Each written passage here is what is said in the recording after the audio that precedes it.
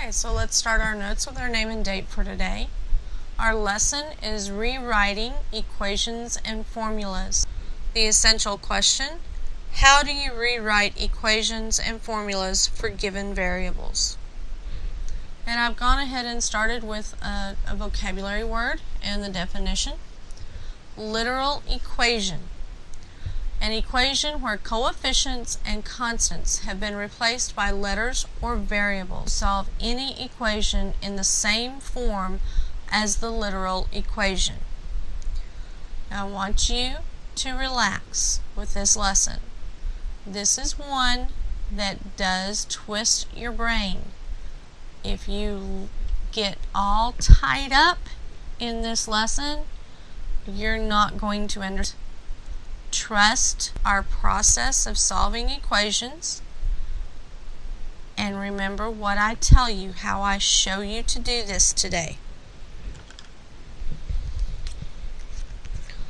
Here's example 1. We have two parts to this, and on these you will have two parts. Solve ax plus b equals c for x. Then use the solution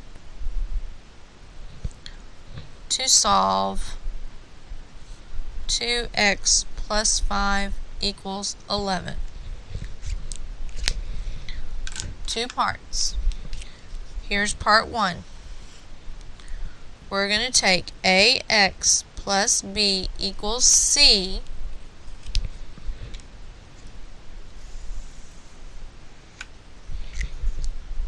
and we're going to solve it for x. What I have found that helps is if you will highlight the variable that you are solving for. This has to stay on this side of the equation. We don't want it moving. We want it to stay on this side of the equation.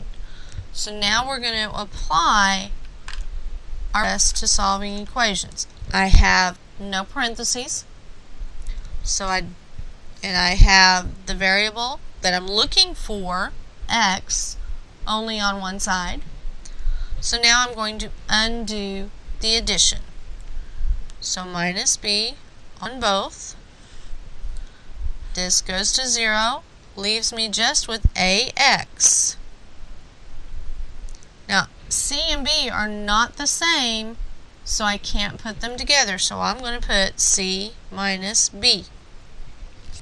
And that works. I'm still solving for x. I have ax. I need just x. So again, highlight that. That's what needs to stay there. What I'm doing right here is I'm multiplying by a. So I want to undo that multiplication by dividing by a. A divided by a is 1. Leaves me x. That's what I wanted to solve for. And it equals c minus b over a. And there's not anything we can do about that. That's our solution. Now we're going to do part 2. We're going to use the solution to solve 2x plus 5 equals 11.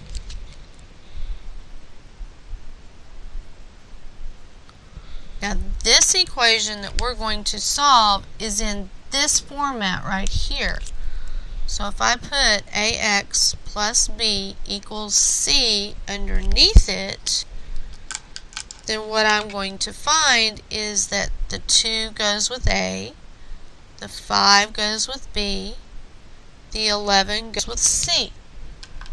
So I'm going to take this solution that x equals c minus b over a, and I'm going to replace the c, the b, and the a with these numbers.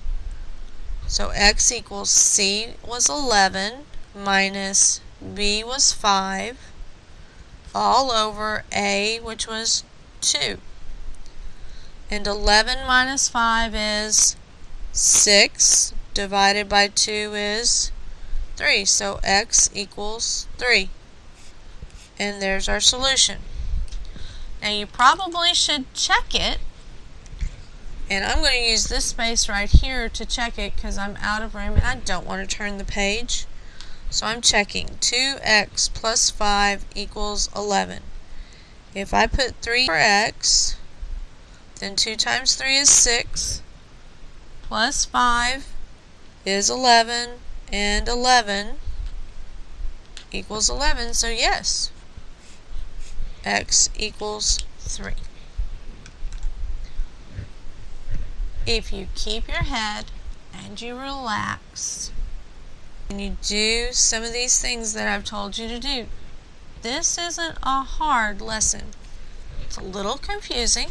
I'm not going to disagree with that. It's a little confusing, but it's not impossible to do.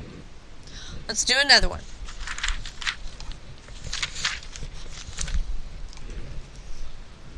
Example 2. We have ax equals bx plus c. We also have this equation, 11x equals 6x plus 20. And our instructions are to solve for x, then solve the equation. Same thing. And notice that I've already lined up my equations, so I know that a is 11, b is 6, and c is 20. But I'm going to start with my literal equation. That is, I'm going to start with ax equals bx plus c. Now what I need to know is that I'm solving for x. But right now, x is on both sides, isn't it? So now we got to make a choice. We got to figure out what. Well, I've got something over here with by itself. So I'm going to move this one. And that looks positive, so I'm going to subtract.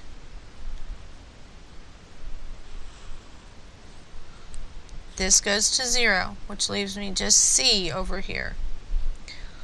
And here I can't put those together. Not really. So I've got ax minus bx. But if this was truly two x terms, wouldn't I combine my coefficients?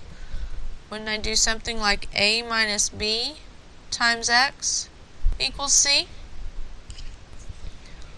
But remember, what am I trying to solve for? I'm trying to solve for the x. So that means I need to undo that multiplication.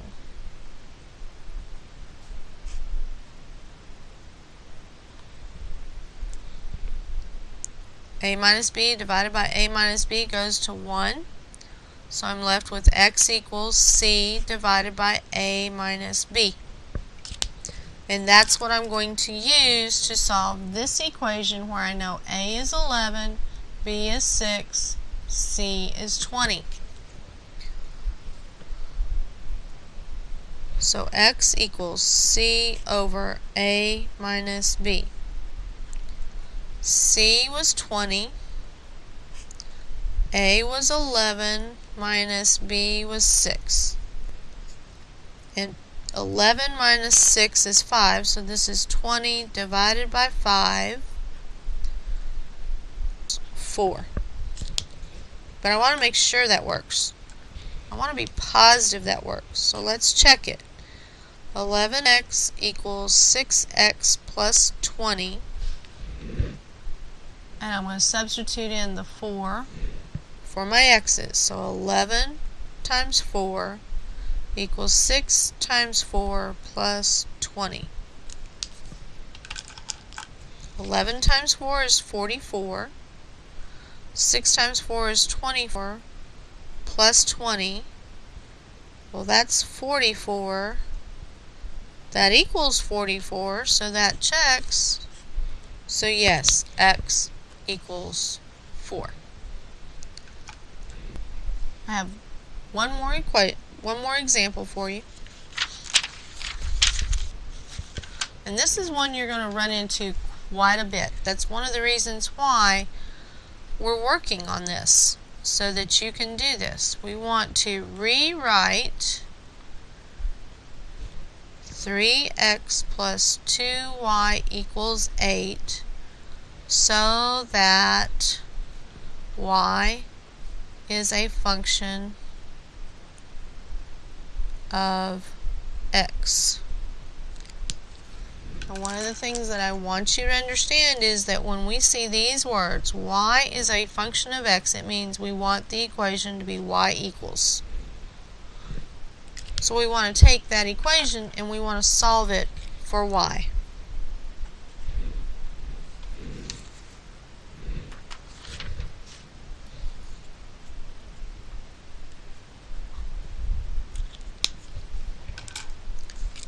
Build my wall, and I want to solve for y. So what needs to stay? There are no parentheses that I have to deal with, so I've got some addition. This I want to stay here, so that means my 3x needs to move over. It's positive, so I'm going to subtract. This goes to 0 and leaves me 2y equals. And I want you guys to be getting in the habit that the variable terms come first, the constants come second. So this is negative 3x, that's positive 8, so it's plus 8. Again, the y needs to stay. So I need to undo that multiplication. Divide by 2. You've got two terms over here. What needs to happen is each term needs to be divided by 2. So 2 divided by 2 is 1, leaves me the y. I have my y equals now. Here 3 halves x plus 8 divided by 2 is 4. And provided we did all of our calculations,